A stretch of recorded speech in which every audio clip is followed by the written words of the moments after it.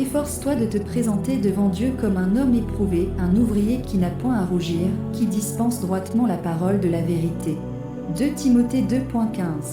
2. Puis il dit à tous, si quelqu'un veut venir après moi, qu'il renonce à lui-même, qu'il se charge chaque jour de sa croix et qu'il me suive. Luc 9.23. 3. Je puis tout en Christ qui me fortifie. Philippiens 4.13. 4. Que la parole de Christ habite en vous abondamment, instruisez-vous et exhortez-vous les uns les autres en toute sagesse, par des psaumes, par des hymnes, par des cantiques spirituels. Colossiens 3.16. 5. Que ce livre de la loi ne s'éloigne point de ta bouche, médite le jour et nuit, pour agir fidèlement selon tout ce qui y est écrit, car c'est alors que tu auras du succès dans tes entreprises, c'est alors que tu réussiras. Josué 1.8. 6. Notre Père qui es aux cieux, que ton nom soit sanctifié, que ton règne vienne, que ta volonté soit faite sur la terre comme au ciel. Donne-nous aujourd'hui notre pain quotidien, pardonne-nous nos offenses, comme nous aussi nous pardonnons à ceux qui nous ont offensés, ne nous induis pas en tentation, mais délivre-nous du mal. Car c'est à toi qu'appartiennent, dans tous les siècles, le règne, la puissance et la gloire. Amen. Matthieu 6.9 à 23. 7. Ne vous inquiétez de rien, mais en toute chose faites connaître vos besoins à Dieu, par des prières et des supplications avec des actions de grâce.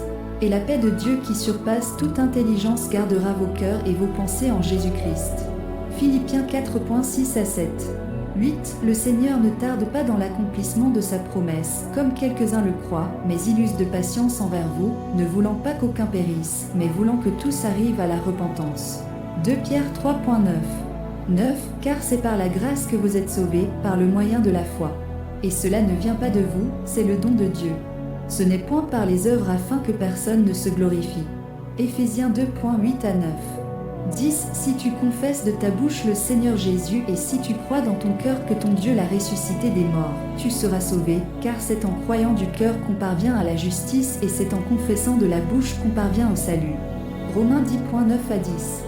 11. Si quelqu'un est en Christ, il est une nouvelle créature. Les choses anciennes sont passées, voici, toutes choses sont devenues nouvelles.